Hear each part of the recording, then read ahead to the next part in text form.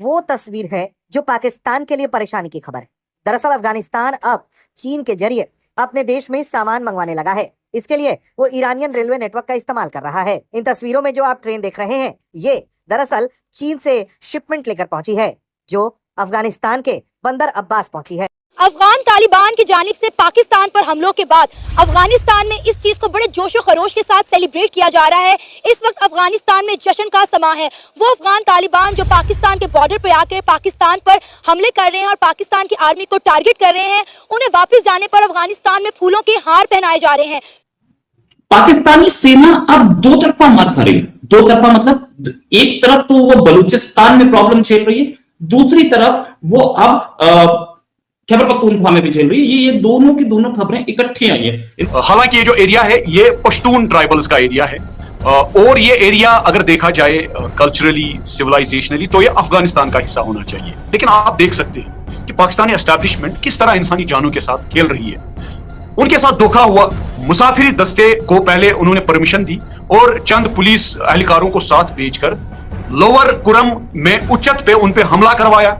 हमले में पहले ही हमले में 80 से 90 लोग मारे गए। वहां पे ना एक और चीज मैं आपको बताना चाहता हूं, दिस यू मस्ट कंसिडर। ये जो हम बात कर रहे हैं ना तहरीक तालिबान पाकिस्तान हाफिज गुल बहादुर ग्रुप, यहां पे एक और चीज होने वाली है। अगर ये पाकिस्तान ने मैटर सॉर्ट आउट नहीं करा, अगर इन्होंने सॉर्ट आउट नहीं करा तो एक और बहुत बड़ा यहां पे कांड होने वाला है। ये जो एरिया है दोस्तों, ये what is this? This is Balochistan. Balochistan forms 44% of Pakistan land mass. 44% Pakistan की जो भूमि है वो बलूचिस्तान है। 24 पूरा साल है, 365 दिन है। बर्थडे, एनिवर्सरी, अच्छे दिन, बुरे दिन, बहार, खजां, समर, ऑटम, पता नहीं कौन कौन से इसके अंदर मौसम गुजरे हैं। दुनिया के डायनामिक्स बदले, बैनुल अक़वामी इलेक्शंस हुए, सड़कें बनी, रोड्स बने, रोजमर्रा जिंदगी मुतासिर हुई, चीजें आगे की पीछे की इन 365 दिनों में। और यहां पे बीएलए जैसे ग्रुप्स हैं, यहां पे मजीद ब्रिगेड जैसी स्पेशल फोर्सेस हैं, राइट? अभी इन लोगों ने ये धीरे धीरे ठुक ठुक कर रहे हैं अपना। ये पूरी मैदान में नहीं आए, लेकिन एक बात याद रखिएगा कि बीएलए, राइट, इनके साथ इनका टाई अप है। बीएलए और तहरीक तालिबान पाकिस्तान, और बीएलए वाले भी ज्यादातर आप देखेंगे जब यहां से भाग कर जाएंगे ना, यहां से भाग कर जाएंगे, they land up in Kandahar only. बहुत सारे बलोच लिबरेशन आर्मी और बलोच के और भी जो सेसेशनिस्ट ग्रुप्स हैं, जो फ्रीडम फाइटर्स हैं बलोचिस्तान के, ये जब इनके ऊपर ज्यादा प्रेशर आता है, पहाड़ों से जब भागते हैं, तो सब कंधार में लोगों के घर हैं, इनकी फैमिलीज भी हैं। जय दोस्तों, जय श्री राम। भाई, समुद्र से गहरी, शहद से मीठी और हिमालय से ऊंची जो दोस्ती थी पाकिस्तान और चाइना की, देखिए आप लोगों ने एक चीज देखी होगी, चाइना है अमेरिका की राह पर चल पड़ा है, क्योंकि अमेरिका मौका तराशता है कि भाई विश्व में किन दो देशों के युद्ध हो रहे हैं और वहां पर माल अपना बेच देता। उसी रास्ते पर चला है चाइना। चाइना की पहली ट्रेन पहुंची है अफगानिस्तान वाया ईरान के रास्ते और ट्रेड शुरू कर दिया है अफगानिस्तान के साथ। और जो अफगानिस्तान इससे पाकिस्तान से जो माल लेता था वो ट्रेड कर देगा रद्द। पाकिस्तान के ऊपर एक नहीं, चारों तरफ से, पाकिस्तान के अंदर से और बाहर से हैं जो आक्रमण शुरू हो चुके हैं।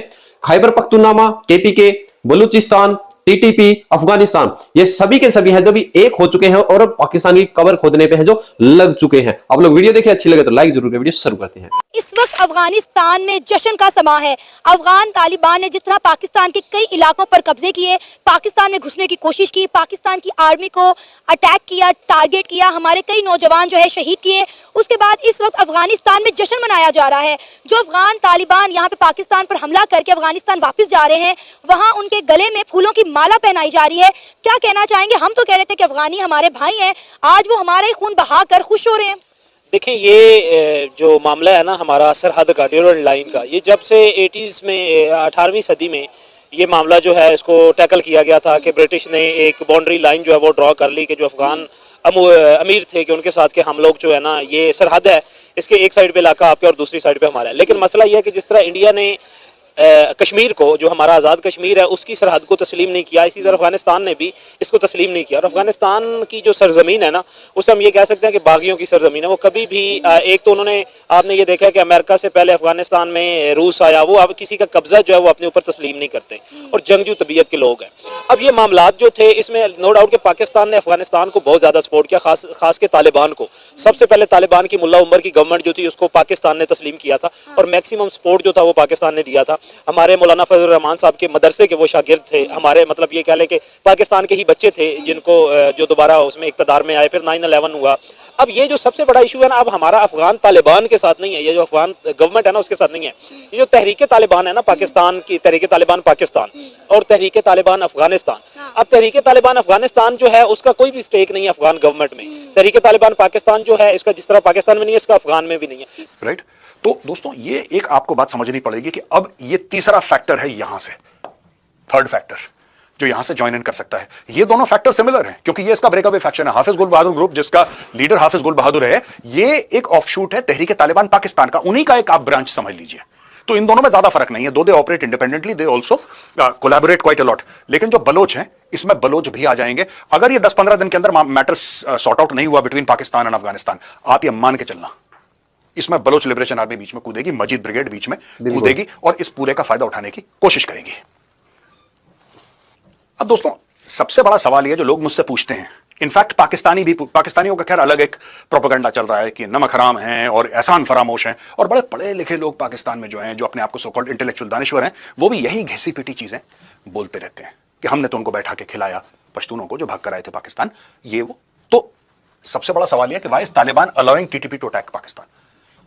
क्योंकि भाई तालिबान का जो जन्म हुआ पाकिस्तान में हुआ है, पाकिस्तान क्रिएटेड तालिबान। अब जिसको आपने क्रिएट करा वो आपके लिए भस्मासुर बन गया, ऐसा कारण क्या है? दोस्तों दो तीन चीजें हैं। एक तो टीटीपी को चलिए टीटीपी में अभी बताता हूं, let's talk about the Afghan Taliban. Afghan Taliban को खूब धोखा दिया पाकिस्तान ने। जो अफगान तालिबान वाले मरे जब अमेरिकन थे वहां पे, तो इसलिए मरे क्योंकि आईएसआई ने पैसे लिए अमेरिकन से और तालिबान वालों की जगह बताई कि भाई ये यहां पे छुपा है, इसको मारो। क्लियर? ठीक है, मैं इसमें कोई वो ऐसी वैसी बात नहीं है, फैक्ट है ये। पाकिस्तानियों ने अमेरिकन को भी चूरन खिलाया, इन्होंने तालिबान को भी चूरन खिलाया, और अमेरिकन को ऐसा चूरन खिलाया जिसमें कि डोनाल्ड ट्रंप का एक ट्वीट है जो मैं अक्सर कोट करता हूं, आप देख सकते हैं यहां पे।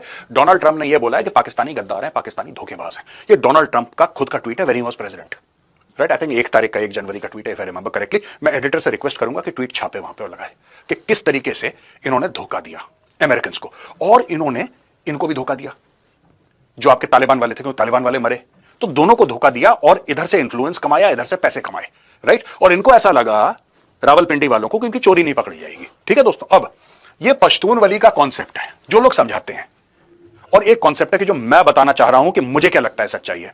अगर आप अफगान से पूछेंगे, बोलेंगे साहब ये जो टीटीपी वाले हैं ये हमारे साथ तब खड़े थे जब अमेरिकन थे, ये हमारे भाई हैं, हमारे घर के मेहमान हैं।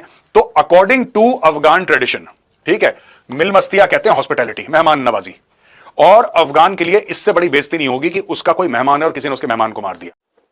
तो दोस्तों आप लोगों ने देखा, देखिए अभी पाकिस्तान की जो हालत हो चुकी है, देखिए सरदार वल्लभ भाई पटेल साहब ने एक बात बोली थी कि कोई भी देश है जो एक मजहब पर चलेगा, मैं तो ये भी कहता हूं कि भाई अगर एक धर्म पर भी चलेगा तो वो ज्यादा दिन नहीं चलेगा, क्योंकि कोई भी देश है उसके अंदर हिंदू मुस्लिम सिख ईसाई सभी के सभी अपना जो है योगदान देते हैं, तभी वो देश है आगे बढ़ता है।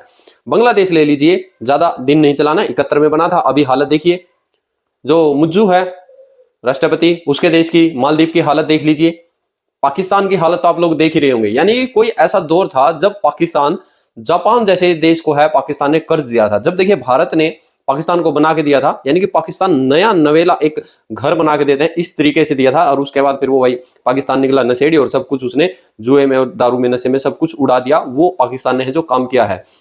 देखिए आप लोगों को पता ही होगा भाई, कल इसरो ने एक और इतिहास रचा है, जो पैराडॉक्स जो मिशन है लॉन्च किया है, जिसे खुद का है भारत का अपना अंतरिक्ष स्टेशन होगा, और उसके अंदर जो भी मिसाइलें या कुछ और जो भी रॉकेट या कुछ भी जाएगा उसको वहां पर जोड़ भी सकते हैं और तोड़ भी सकते हैं। ये भारत ने चौथा एक ऐसा देश बना है जिसने ये किया है। इससे पहले चीन, अमेरिका और रशिया है वो कर चुके हैं। देखिए भारत है 2024 की बुलंदियों पर है, पाकिस्तान है 2024 की कब्रें खोदने पे, यानी कि आप कह सकते हैं इसको लगा हुआ है।